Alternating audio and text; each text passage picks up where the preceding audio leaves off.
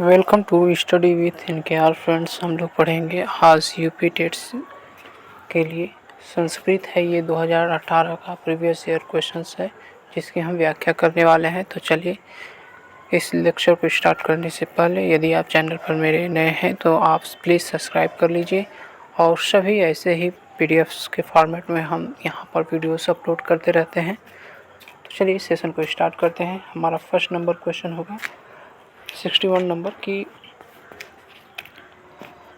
माता शत्रु पिता वैरी येन बालो न पठितः न शोभते सभा मध्ये हंस मध्ये बको यथा अन्धीतः सभा मध्ये कथम भवति। तो अन्धीतः सभा मध्ये कथम भवति, तो ये इसका आंसर हो जाएगा हमारा ऑप्शन नंबर बी, न शोभते। क्या होगा? न शोभते, क्योंकि सभा मध्य न शोभते सभा मध्य। ठीक है। अंधितः न शोभते सभा मध्य उपयुक्त पद्यांश से यह निष्कर्ष निकलता है कि अविद्वान लोग विद्वानों की सभा में उसी प्रकार से सुशोभित नहीं होते हैं जैसे हंसों के मध्य में बगुला। नेक्स्ट है कि माता शत्रु पिता वैरी येन बालो न पाठितः न शोभते सभा मध्ये हंस मध्ये बको यथा बालम पाठयन्तो माता पितरों के भवति। तो इसमें आंसर हो जाएगा कि शत्रु भवति। जो माता पिता अपने बालकों को नहीं पढ़ाते हैं वे क्या होते हैं? शत्रु होते हैं।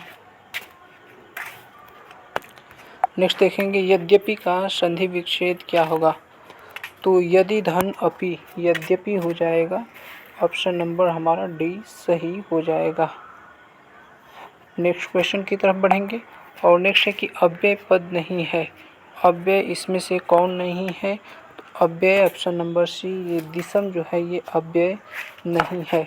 ठीक है। इसके अलावा चिरम गंतुम अपरम ये तीनों अव्यय पद हैं। अव्यय उसे कहते हैं जो तीनों लिंगों में एक समान बना रहे।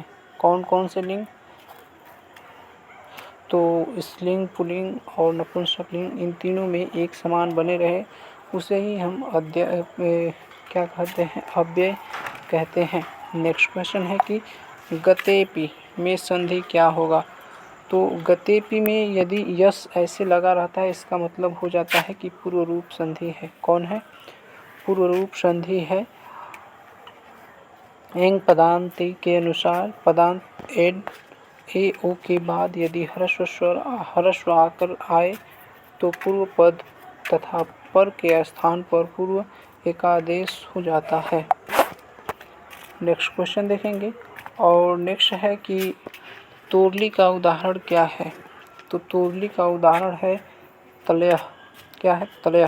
तोरली का उदाहरण तलय है। सूत्र तोरली के अनुसार यदि त वर्ग के पश्चात ल वर्ण हो तो त के स्थान पर लकार का आदेश हो जाता है, तो तलय हो जाएगा।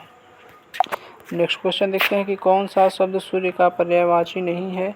तो सूर्य का पर्यायवाची शब्द मित्र नहीं है। मित्र, भानु, रवि ये शब्द सूर्य के पर्यायवाची हैं लेकिन मित्र नहीं है। नेक्स्ट क्वेश्चन है कि दिशा शब्द रूप का वचन क्या होगा।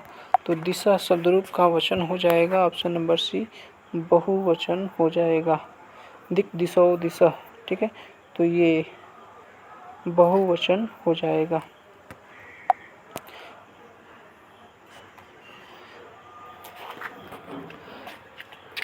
नेक्स्ट है आयोग ने आंसर सी माना है जबकि एक वचन भी सही उत्तर होगा जो कि पंचमी विभक्ति में यहाँ पर दिया है। पंचमी में और षष्ठी में भी है। नेक्स्ट है कि उपाध्याय वर्ष से कारक होता है। तो कारक कौन हो जाएगा? कारक कर्म कारक हो जाएगा। नेक्स्ट क्वेश्चन है कि शुद्ध वाक्य है।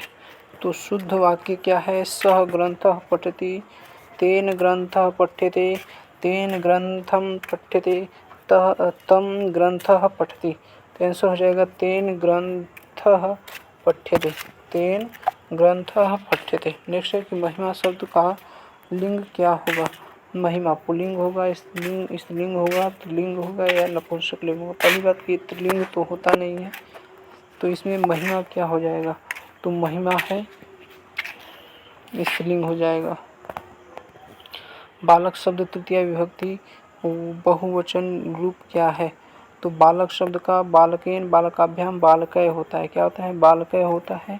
ऑप्शन नंबर बी हमारा सही हो जाएगा। नेक्स्ट क्वेश्चन है कि कन्या शब्द पश्चिमी विभक्ति एक वचन का रूप क्या है? तो कन्या शब्द पंचमी विभक्ति का एक वचन रूप क्या है?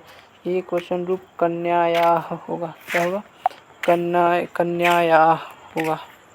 धेनु रूप है, तो धेनु धेनु धेनु धेनु धेनुम धेनु धेनु, तो ये क्या हो जाएगा? ये हो जाएगा द्वितीय विभक्ति बहुवचन। क्या हो जाएगा? द्वितीय विभक्ति बहुवचन। नेक्स्ट है मधुनी रूप है, तो मधुनी रूप क्या है? मधुनी रूप ये प्रथमा द्विवचन है, प्रथमा द्विवचन है। नेक्स्ट क्वेश्चन देखते हैं, और नेक्स्ट क्वेश्चन होगा हमारा क्वेश्चन नंबर 76 होगा कि सर्व शब्द चतुर्थी एवं एक वचन पुल्लिंग का रूप है, तो ये हो जाएगा सर्वस्मय। क्या हो जाएगा? सर्वस्मय। पश्यति रूप किस धातु का है? पश्यति रूप पश्यति पश्यतः, तो पश्यति रूप जो है वो दृश्य धातु का रूप है। किसका है? दृश्य धातु का रूप है। नेक्स्ट क्वेश्चन है कि त्रिसंति रूप है, तो त्रिसंति रूप सप्तमी विभक्ति है। क्या है? सप्तमी विभक्ति है। महर्षि में कौन सी संधि है? तो महाधन ऋषि महर्षि, महाधन ऋषि। क्या हो जाएगा? महर्षि, तो ये हो जाएगा गुण संधि। क्या हो जाएगा? गुण संधि। यथाशक्ति में कौन सा समास है? यथाशक्ति में अव्ययी भाव समास है। कौन है? अव्ययी भाव समास है। राजपुत्र का समास विग्रह क्या होगा? तो राजा का पुत्र, राजा का पुत्र, तो ये हो जाएगा राज्ञः पुत्र, राज्ञः पुत्र। नेक्स्ट नीलकंठ में समास क्या होगा? नीलकंठ अर्थात भगवान शिव की बात कर रहा है, बहुव्रीहि समास हम कह देंगे। नेक्स्ट है 83 नंबर की ब्राह्मण प्राज्ञा प्रज्ञायन्ते में ब्राह्मण कौन सा कारक है? तो ब्राह्मण कर्ता ने कर्म को कर्ण से द्वारा अपादान से अलग होना संप्रदान के लिए, यहाँ पर संप्रदान होना चाहिए। ठीक है, ऑप्शन नंबर बी हो जाएगा अपादान। कि ब्राह्मण प्रज्ञा प्रज्ञान्ते, इस वाक्य में ब्राह्मण पद में अपादान कारक अर्थात पंचमी विभक्ति का विधान है, पंचमी विभक्ति का विधान है। सर्वस्मिन् आत्मा अस्ति, इस वाक्य में सर्वस्मिन् कौन सा कारक है? सर्वस्मिन् आत्मा अस्ति, सर्वस्मिन् अधिकरण कारक है, अधिकरण में पे पर अधिकरण कारक है। नेक्स्ट है कि वयम हसामः में वाच्य परिवर्तन क्या होगा? तो वयम का अस्माभि हस्यते हो जाएगा। क्या हो जाएगा? अस्माभि हस्यते। नेक्स्ट क्वेश्चन होगा कि 20 फल का अनुवाद क्या होगा? तो 20 फल का अनुवाद विंशति फलानि होगा, विंशति फलानि होगा। नेक्स्ट है कि 100 पुरुष का अनुवाद क्या होगा? 100 पुरुष का अनुवाद हो जाएगा संता पुरुषा। विश्राम पद में उपसर्ग है, विश्राम पद में वि उपसर्ग है। क्या उपसर्ग है? वि उपसर्ग है। नेक्स्ट है कि पितृ शब्द का द्वितीय एक वचन रूप क्या होगा? तो द्वितीय एक वचन रूप पितरम होगा। क्या होगा? पितरम होगा। नेक्स्ट है नदी शब्द का सप्तमी एक वचन रूप क्या होगा? सप्तमी एक वचन क्या होगा? तो नदी शब्द का नद्याम होगा। क्या होगा? नद्याम होगा। और इस प्रकार से ये 30 क्वेश्चंस हमने इसमें कवर कर लिए हैं। ये आगे गणित विज्ञान का है, तो चलिए इसको क्या पढ़ना है। मिलते हैं अगले लेक्चर में, तब तक के लिए धन्यवाद। Thanks for watching. Please like, share, comment and subscribe. Friends, यदि आप CDP और हिंदी या संस्कृत कोई भी लेक्चर देखना चाहते हैं तो आप प्लेलिस्ट से जा करके आप सभी प्रीवियस ईयर क्वेश्चन 2011 से लेकर के 2019 तक जो भी पेपर हुए हैं सभी को आप देख सकते हैं, क्योंकि 2019 के बाद तो अभी तक यूपी टेट का पेपर हुआ नहीं था। मिलते हैं अगले सेशन में, तब तक के लिए